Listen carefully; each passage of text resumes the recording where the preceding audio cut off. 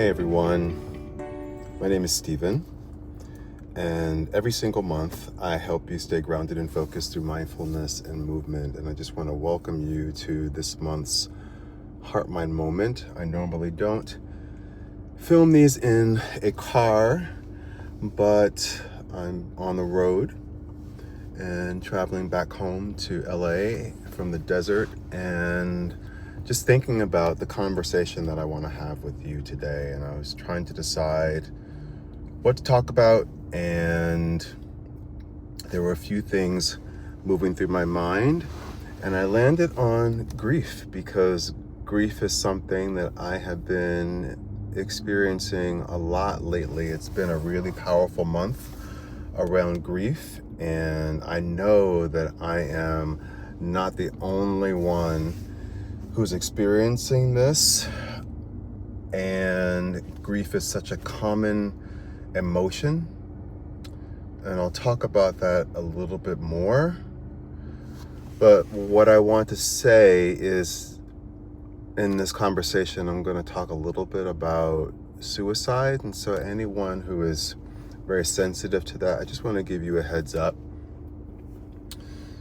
I realize that this month I've been feeling a lot of grief because I've lost a couple of friends to suicide. And if I search a little bit deeper in myself, I acknowledge that I've been also still experiencing grief from the divorce that I went through a few years ago. So there's a lot that's moving through me right now. And when I think about this topic of grief, and I did a little bit of research on it, because I know what I know about grief in my own experience, but I wanted to get a bit more information about it so that I can share it with you. And if you already know this, it'll just be a reminder. But for those of you who don't know some of these specifics about grief, let this be something that's educational for you.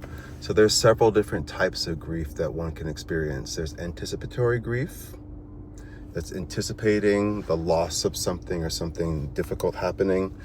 There's ambiguous grief, where there is a lot of unresolved issues around this grief that you're experiencing. You know, I mentioned when I looked it up, grief that a person might feel if someone that they love was kidnapped, and you don't know if that person is safe, if they're alive, what have you. You just don't know. There's compound grief, and that's basically self-explanatory, when you have sort of one type of grief stacked on top of another. And then there's also a disenfranchised grief, kind of grieving the loss of, or thinking about the loss of what might have been, what could have been. And there's so many different types of grief that you can go through specifically, and you might find yourself in one of the categories that I mentioned, or even some of these other things, like the death of a loved one is a really big form of grief that we all know and have experienced. There's non-death types of losses, like a relationship, a loss of security, like you lose a job, loss of stability, or loss of ability, like you might lose your ability to walk, or you might lose one of your senses. You might have some other debilitating illness that takes away some of the freedom that you felt like you had before in your life. And again, loss of what might have been. And when I think about the grief that I'm experiencing now, it's related to two friends of mine. So I'm going to say their names out loud because I want to honor them, because they were two very special individuals. Conor McTeague and Dennis Johnston. I met Conor McTeague when I was a young dancer in New York, and we danced in a dance company, and we became friends while we danced, and I think we worked together for a couple of years. And Conor was an amazing person. He was so smart, such a beautiful dancer, an incredible dance partner, And he had a great sense of humor. And one of the things I remember about him and appreciate was just his consciousness around health. I remember Conor used to sometimes take salt and pour it into his hands and just eat the salt, because he knew that it's important to have the right kind of balance in your body in terms of sodium, just so that we can retain certain amount of water in the body. So I always found that interesting, and I'd never seen anyone do that before. And I'll never forget that. It just came to me right now thinking about him. And Conor was married to a friend of mine and someone that I used to work with, and it's only just a few weeks ago that I found out that Conor had committed suicide several years ago, and that he struggled with depression, and he wasn't able to find a solution after searching for years for one. And now I'll tell you about my friend Dennis Johnston. I met Dennis Johnston when I danced at the Metropolitan Opera back in the late 90s, early 2000s. Yeah, late 90s. And we were both dancers in, I can't remember the name of the opera, it's not important, but we became fast friends. And then it turned out that we both were also hired to do The Lion King in Toronto. And we both left our jobs at the Met to go take on this new opportunity. So we were friends in a strange new land, meeting new people during this big show. We didn't share apartments, but we lived in a house that had several different apartments, and our apartments were right across the hall from each other. Dennis is the kind of person that had been through a lot of challenges in his life, and some of those challenges had hardened his heart a little bit. So it took a while to get into his heart and to gain his trust and his love. But once you did, Dennis loved fiercely. And he was so talented, such a beautiful dancer, an amazing singer. He taught himself how to play the guitar. He loved his friends. He loved animals. When we were doing Lion King together, he adopted a dog, a little dachshund. And her name was Zooey. And he loved Zooey like no other, and she loved him like no other. And they were made for each other. So anyway, Dennis and I lost contact with each other for a few years. I had left the show. He eventually left the show.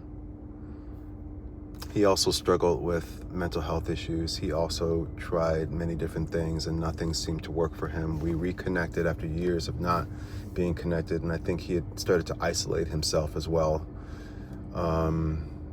He had moved back home to Ohio, where he was from, was taking care of his loved ones, his elderly parents, and he had just experienced a lot of loss on top of what he had already been challenged by with his mental health.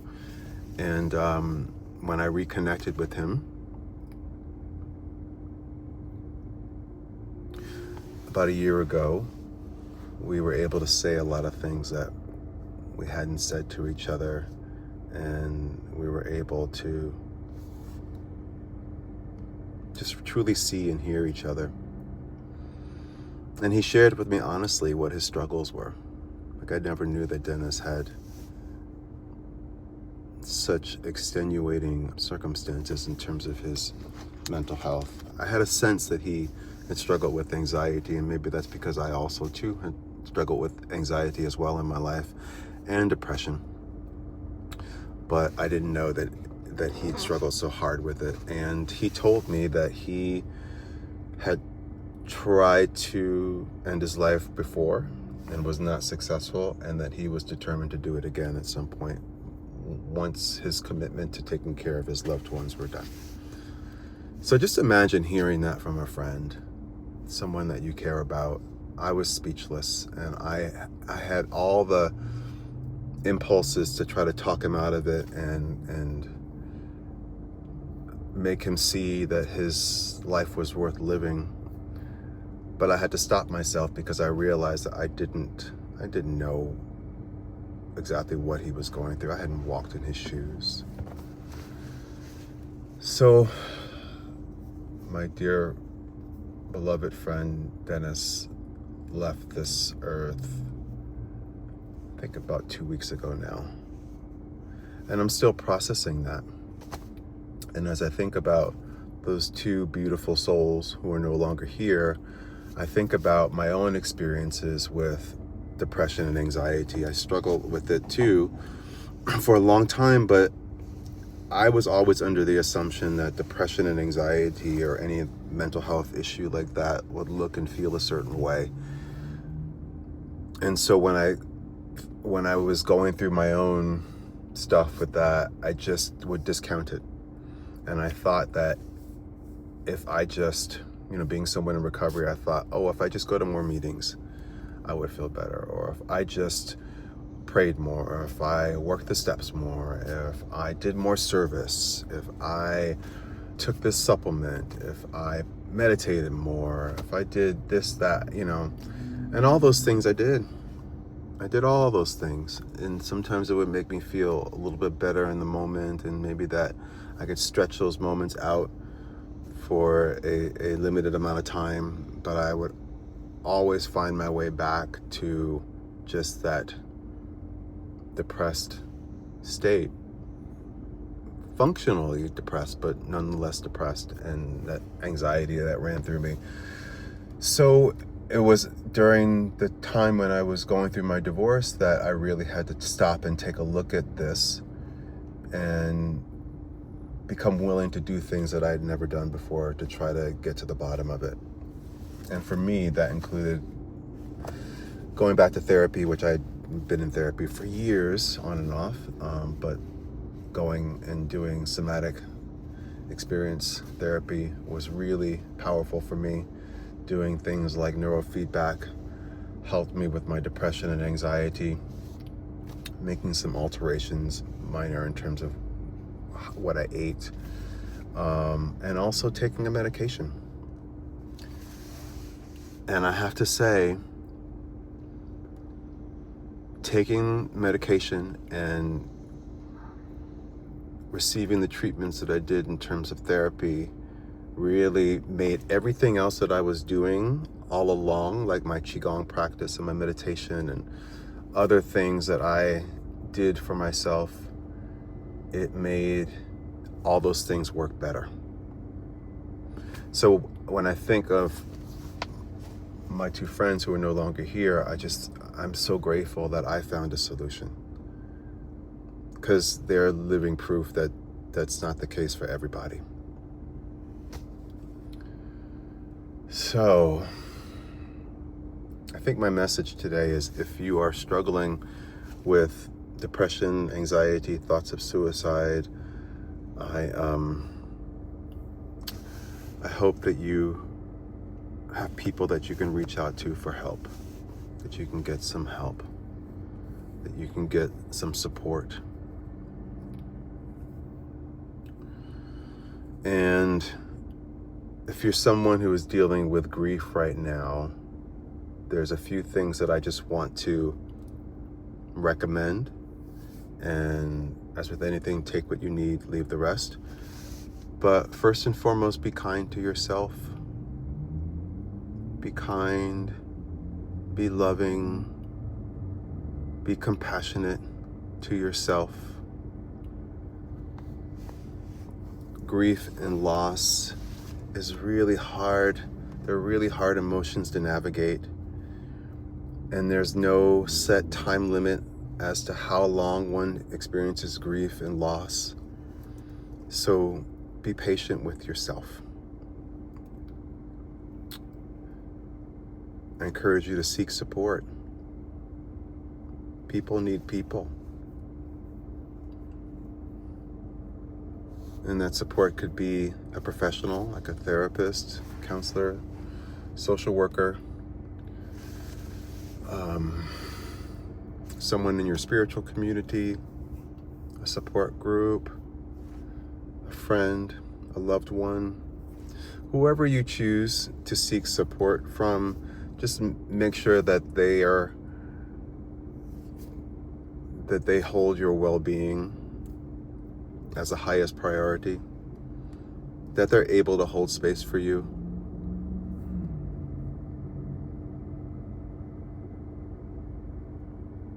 And that they won't judge you.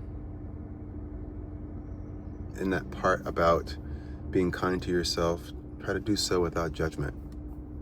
Try not to judge yourself as you move through the process. And then lastly, practice self-care. Whatever that looks like for you.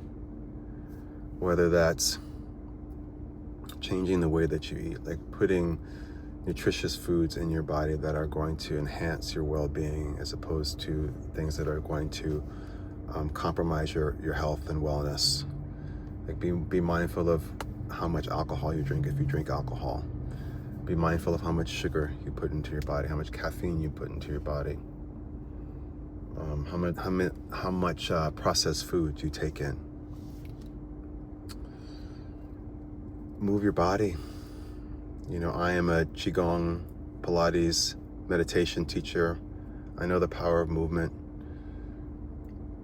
Emotions are energy, and sometimes emotions can become stuck in your body, and moving your body mindfully, whether it's with Qigong or yoga or walking mindfully, can do so much.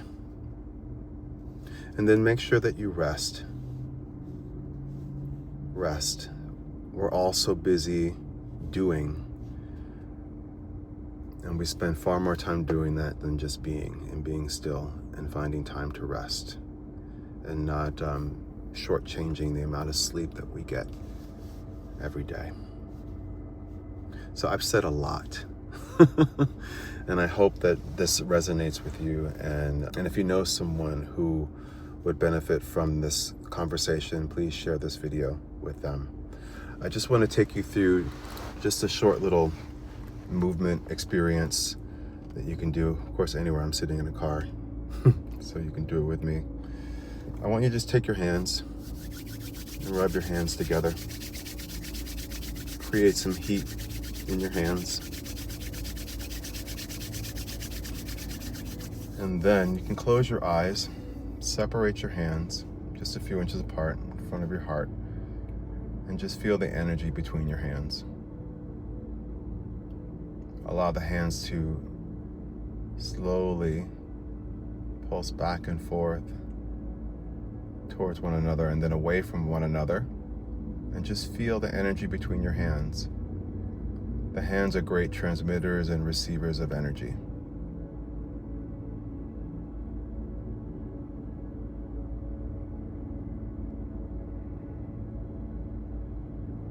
Now take that energy that's you've cultivated between your hands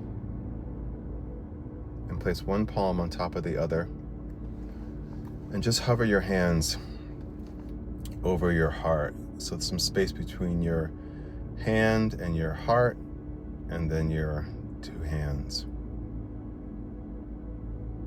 And just allow your hands to move slightly away from your heart and then back towards your heart.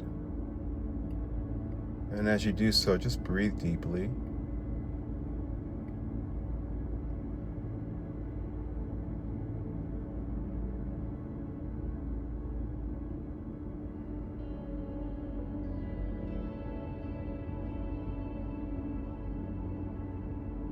Take another breath.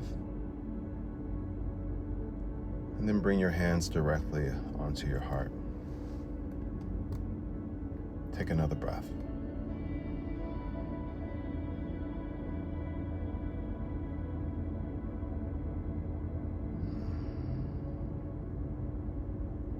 Beautiful, and then relax.